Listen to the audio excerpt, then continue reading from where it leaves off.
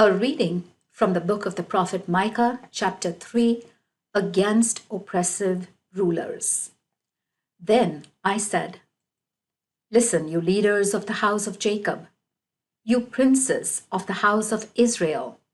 Surely it is for you to know what is right, yet you hate what is good and love what is evil, skinning people alive, pulling the flesh off their bones, eating the flesh of my people, stripping off their skin, breaking up their bones, chopping them up small like flesh for the pot, like meat in the stew pan.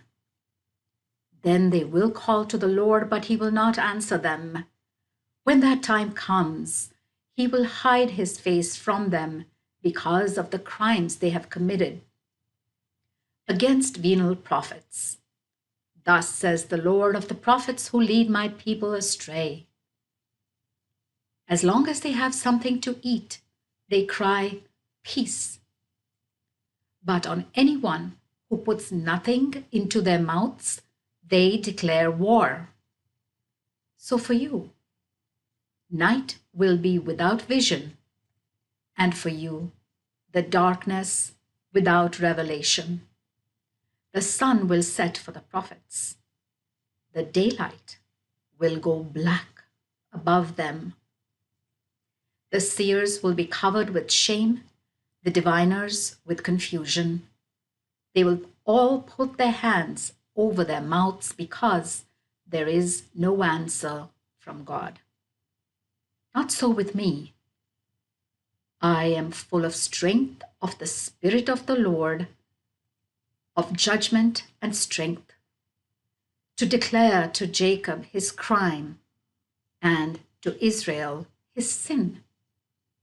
Listen to this, you leaders of the house of Jacob, you princes of the house of Israel, who hate justice and pervert all fairness, who build Zion with blood and Jerusalem with iniquity. The ruin of Zion. Its leaders give verdicts for a bribe, her priests take a fee for their rulings. Her prophets give prophecies for money. And yet they rely on the Lord and say, "Surely the Lord is among us. No harm can befall us." Therefore, thanks to you, Zion will become plowland, Jerusalem a heap of rubble, and the Temple Mount a wooded height. The word of the Lord.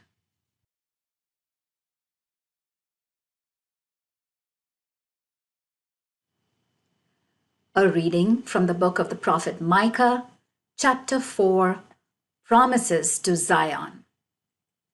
The future reign of the Lord in Zion. It will happen in the last days that the mountain of the house of the Lord will be established as the head of the mountains and will be lifted above the heights. Then the peoples will stream to it, many nations will come to it and say, "Come, let us go up to the mountain of the Lord, to the temple of the God of Jacob, that he may teach us his ways, and we may walk in his paths. For from Zion will the law go forth, and from Jerusalem the word of the Lord. Then he will judge between many peoples and arbitrate between mighty nations far away. They will hammer their swords into plowshares and their spears into sickles. Nation will not lift sword against nation. No longer will they learn to make war, but each man will sit under his vine and fig tree with no one to trouble him, for the mouth of the Lord Sabaoth has spoken.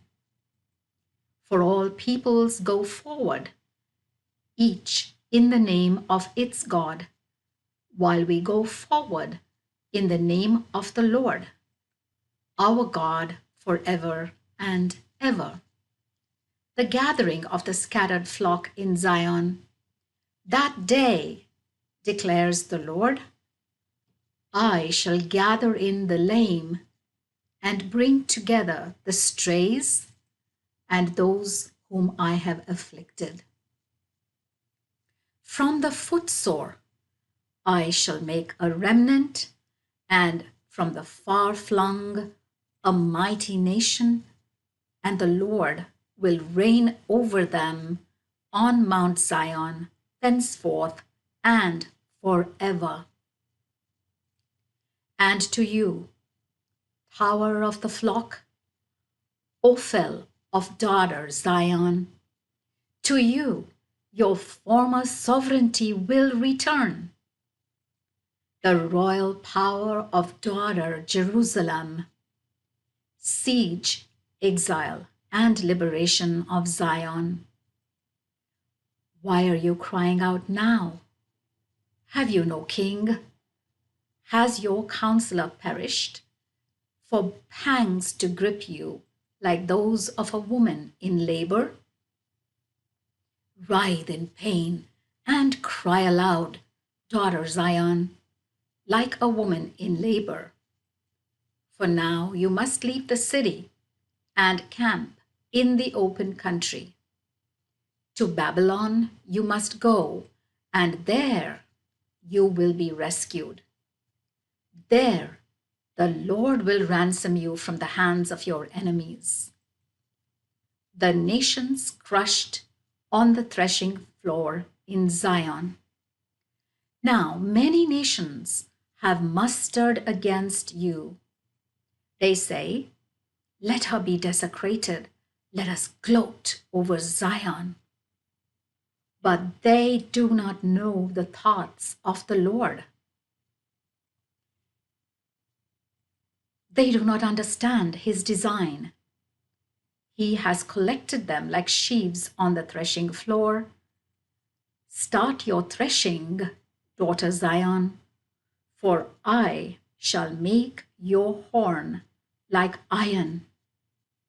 I shall make your hooves like bronze, so that you can crush many peoples, and you will vow to the Lord for destruction all their plunder, their wealth to the Lord of the whole earth. Distress and glory of David's dynasty. Now you are walled round with a wall. They have laid siege to us. The ruler of Israel will be struck on the cheek with a rod. The word of the Lord.